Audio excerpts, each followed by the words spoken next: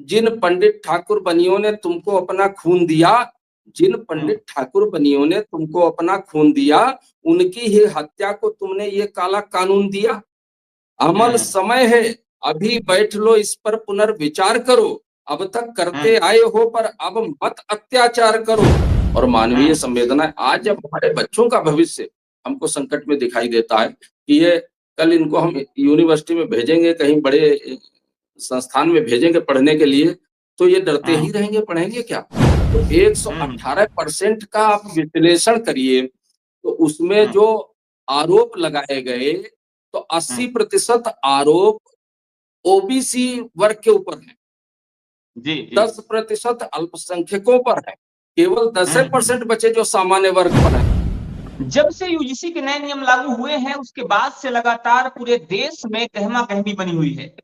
चारों तरफ इस बात को लेकर राजनीति हो रही है और लगातार इस बात का विरोध भी हो रहा है कि आखिर ये नियम सिर्फ एक विशेष समुदाय पर क्यों थोपे जा रहे हैं। और इस विषय को लेकर अगर बात की जाए कवियों की, तो कवियों की भी अपनी अलग राय है। इसी बीच हमारे साथ जुड़ चुके हैं कवि अनिल अमल जी। इनसे हम समझने की कोशिश करेंगे कि आखिर इस नए नियम को लेकर कवि क्या महसूस करते हैं, कवियों की क्या राय है। सर नमस्कार। बहुत बहुत नमस्कार शिव पांडे जी, आपको और आपके सभी दर्शकों को भी मेरा नमस्कार जी। सर, इस समय देखा ही जा रहा है कि जब से ये नया नियम लागू हुआ है तो इसको काला कानून कहा जा रहा है। कहा जा रहा है कि इस कानून से एक विशेष समुदाय आहत हो रहा है, उसको कहीं ना कहीं जकड़ने की कोशिश की जा रही है, बांधने की कोशिश की जा रही है। अगर कवियों की बात करें तो कवियों के विषय में या कवियों को लेकर ये जो नियम है, कभी इसको लेकर कैसा महसूस करते हैं? क्या लगता है कि नियम क्या वास्तव में एक विशेष समुदाय को बांधने वाला है, उनको डराने वाला है, उन्हें परेशान करने वाला है? पहली बात तो शिव जी ये है कि आप जिन्हें विशेष समुदाय कह रहे हैं, वो विशेष समुदाय नहीं है, वो सामान्य समुदाय।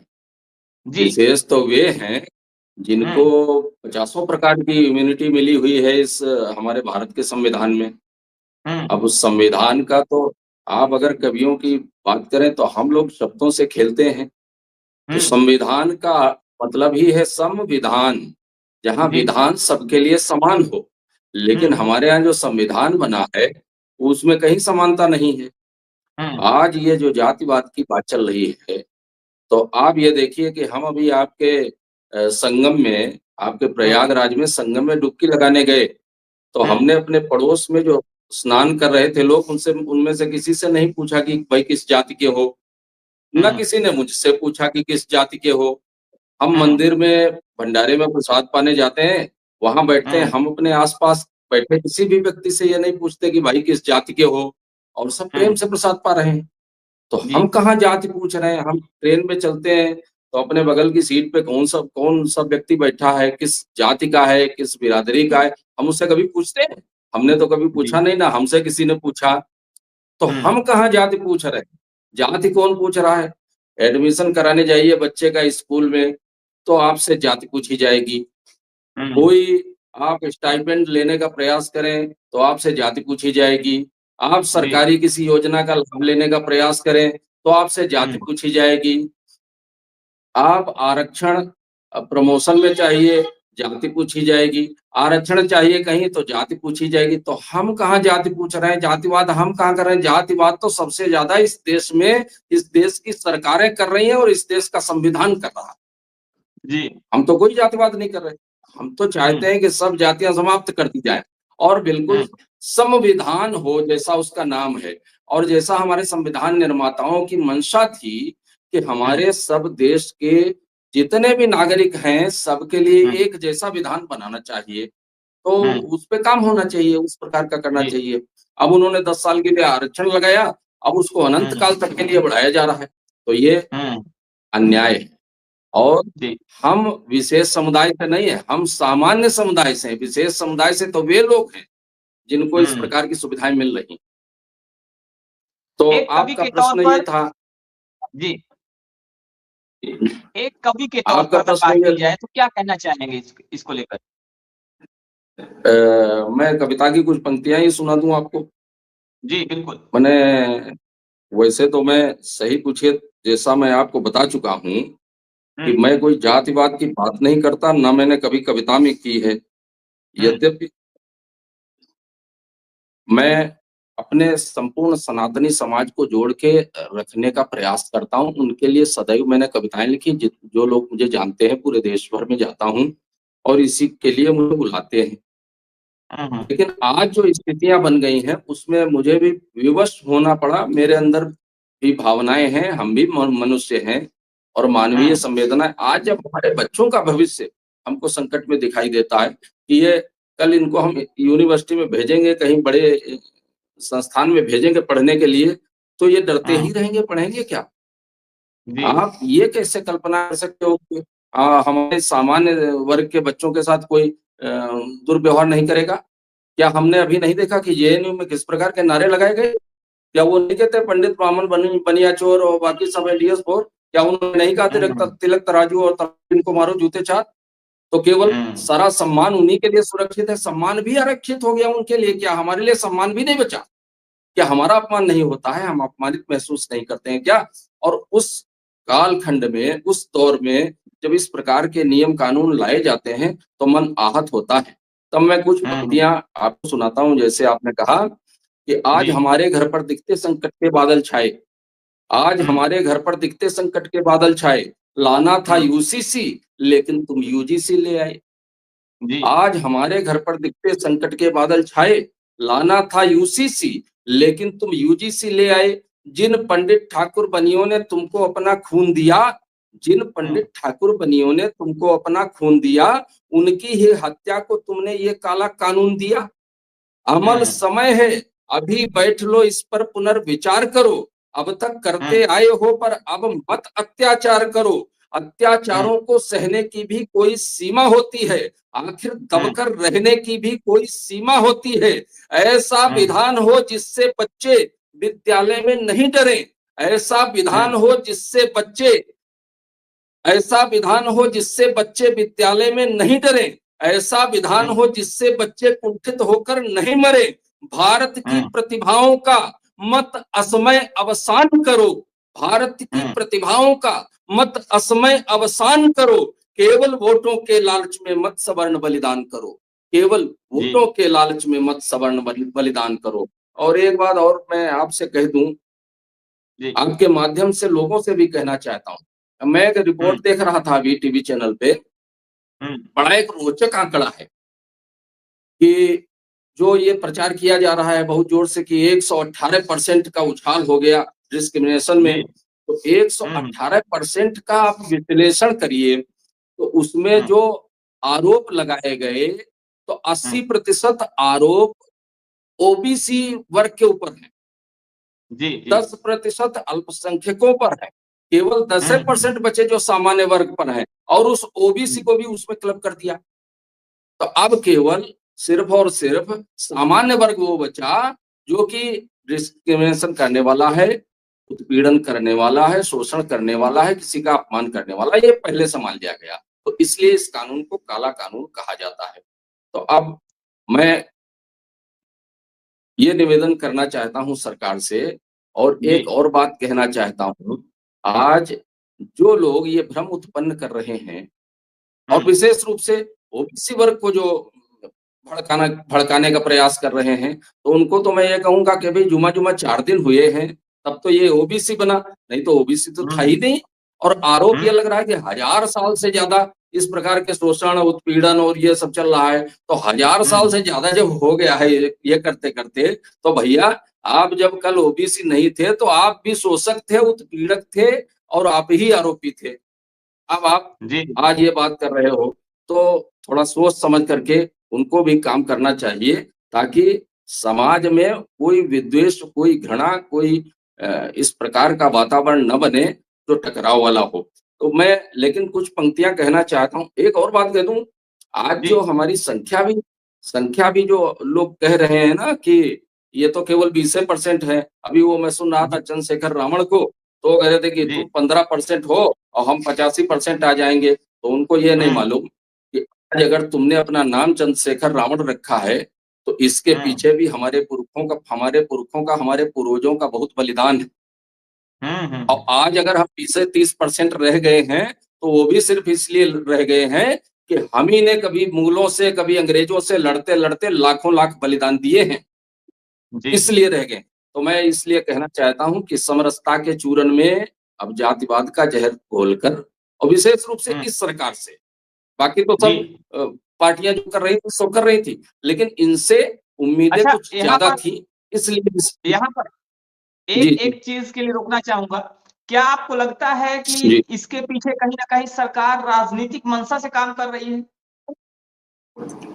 बिल्कुल लगता है, क्यों नहीं लगता। आज बहुत सारे लोग, जब सुप्रीम कोर्ट ने इस पर रोक लगा दी, स्टे कर दिया, तो उसके बाद बहुत सारे लोग ये बताने में लगे हैं कि नहीं, वो तो उनको तो पता ही नहीं चला, पता नहीं बीच में किसने कर दिया। ये सब मूर्खतापूर्ण बातें हैं, ऐसा कहीं होता है?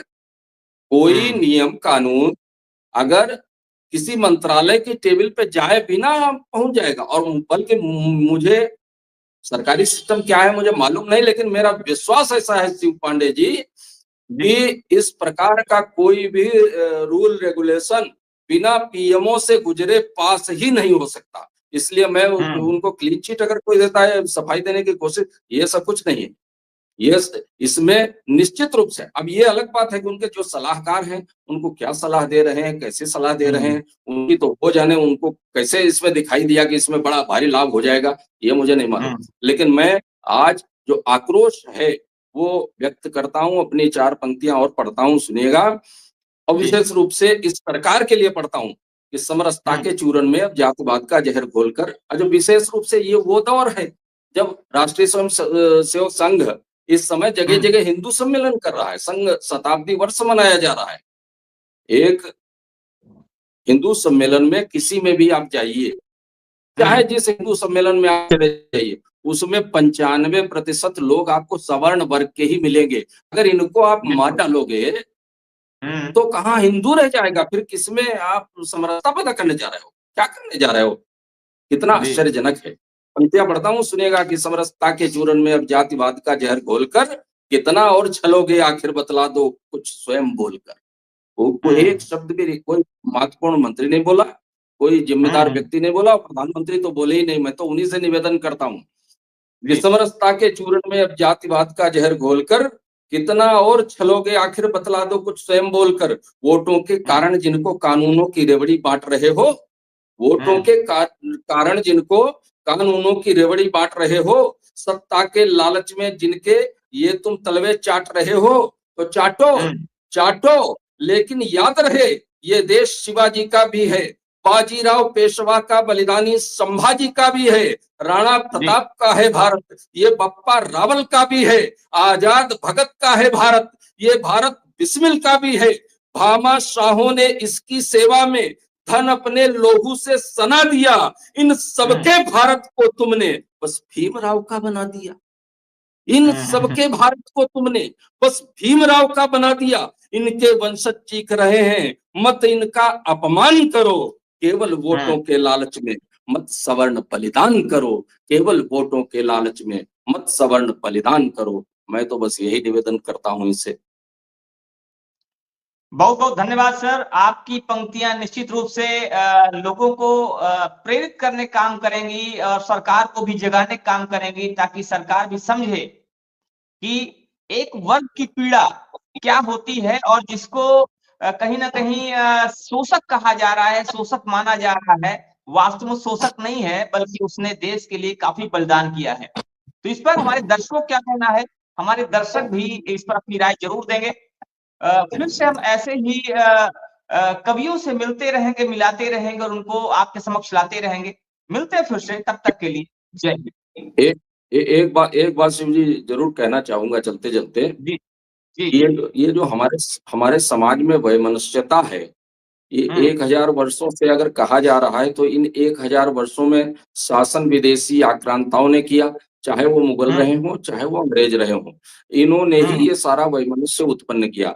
नहीं तो हमारे जो वेद कहते हैं, सनातन की जो व्यवस्था है, जो हमारे वेद कहते हैं कि आप शिव पांडे हैं तो चारों वर्ण आप में ही हैं, किसी और जगह जाने की जरूरत नहीं। जिस समय आप पढ़ते हैं या अपने बच्चों को पढ़ाते हैं, जिस समय आप विद्या का अध्ययन कर रहे हैं स्वयं या किसी को विद्या पढ़ा रहे हैं, तो आप ही ब्राह्मण हैं। जिस समय आप अपने घर परिवार की सुरक्षा करने के लिए तत्पर हैं, उस समय आप ही क्षत्रिय हैं। जिस समय बिल्कुल। आप अपने घर परिवार का पालन-पोषण करने के लिए रोजी-रोजगार के लिए आप प्रयास करते हैं, धनार्जन करते हैं, उस समय आप ही वैश्य हैं। और जिस जी, समय आप अपने माता-पिता, अपने गुरुजनों की सेवा के कार्य में लग जाते हैं, उस समय आप ही शूद्र हैं। तो ये जो 4 वर्ण हैं, ये चारों परमात्मा के द्वारा उत्पन्न हैं, चारों परमात्मा में ही स्थित हैं और चारों एक ही व्यक्ति में होते हैं, हर समय होते हैं। हम जिस समय जो काम करने लगते हैं, उस समय उसी की प्रधानता हो जाती है। तो कहीं कोई जी, वैमनस्य नहीं। और मैं ये निवेदन सबसे करना चाहता हूँ आपके माध्यम से कि कोई एक-दूसरे के प्रति घृणा का, विद्वेष का, किसी भी प्रकार का ऐसा भाव न रखे, क्योंकि हम सब एक उसी एकमात्र परमात्मा के अंश हैं। हम सब एक ही हैं, कुछ भी अलग नहीं है। इसलिए हमारा जो पुराना साहित्य है, हमारे जो वेद हैं, पुराण हैं, हमारे जो गुरुजन लोग हैं आज चाहे वो माननीय शंकराचार्य जी हों, हमारे पूजनीय, चाहे वो मध्वाचार्य जी हों, चाहे वो जगदाचार्य जी हों। आपको एक और बड़ी रोचक बात बताऊँ, रामानुज जी। स्वामी ने स्वामी रामानुजाचार्य जिनके नाम पर एक बहुत बड़ा संप्रदाय आज चल रहा है, श्री संप्रदाय के नाम से जाना जाने वाला संप्रदाय आज रामानुजाचार्य जी के भी नाम से जाना जाता है। भगवत रामानुजाचार्य जी, जी ने कितनी दूरदर्शिता के साथ ये कल्पना की थी कि आगे आने वाले भविष्य में क्या होने वाला है। तो उन्होंने और उनका एक बड़ा विग्रह बना जिसका मोदी जी ने अभी लोकार्पण किया था दक्षिण में जाकर के, बेंगलुरु के पास, जी। तो हुँ। हैदराबाद के पास। तो उन्होंने क्या प्रयास किया, उन्होंने क्या व्यवस्था दी कि आप चाहे जिस जाति में उत्पन्न हुए हों, आप आइए हुँ। भगवान की शरणागति कर लीजिए तो आप हो गए क्या? वैष्णव। अब जी, वैष्णव तो जी। कोई भी है और जब हुँ। वैष्णव हो गए तो पंगत में कहीं भी बैठेंगे, सब समान है, कोई किसी में कोई भेदभाव ही नहीं। चाहे आप ब्राह्मण कुल में जन्म लिए, चाहे क्षत्रिय कुल में, चाहे वैश्य कुल में, आप सब समान जी। हैं। आप वैष्णव हैं, भगवान के शरणागत हुँ। भगवान के कृपा के पात्र हो गए हैं, इसलिए अब कोई भेदभाव है नहीं। तो हमारा तो वो समाज रहा है और आज भी हम हुँ। वसुधैव कुटुंबकम को मानने वाले हैं। तो इसलिए मैं सरकार से भी, अपने समाज के तमाम अन्य लोगों से भी आपके माध्यम से निवेदन करना चाहता हूँ कि ऐसा कुछ भी ना किया जाए जिससे कटुता उत्पन्न हो। किसी का भी अपमान नहीं होना चाहिए, किसी का भी शोषण नहीं होना चाहिए, सबके सुरक्षा और सम्मान का ध्यान रखना चाहिए, ऐसे नियम कानून जी। आने चाहिए। बहुत-बहुत आपको धन्यवाद। निश्चित रूप से किसी का भी अपमान नहीं होना चाहिए और ऐसे नियम आने चाहिए जिससे कि समाज में कटुता ना फैले, समाज में आपसी जी, विद्वेष ना फैले और समाज लगातार उत्तरोत्तर उन्नति की तरफ अग्रसर हो, ये देश उन्नति की तरफ अग्रसर हो और इस देश में जो एक सामाजिक सद्भाव है, वो बना रहे। तो उम्मीद करते हैं जी। सरकारें भी इस चीज़ पर, इस बात पर विचार करेंगी और जो सामाजिक सद्भाव है, सामाजिक सद्भाव को बनाए रखने की पूरी कोशिश करेंगी। मिलते हैं फिर से कुछ ऐसी ही बातों के साथ, कुछ ऐसे ही कवियों के साथ, तब तक के लिए जय हिंद।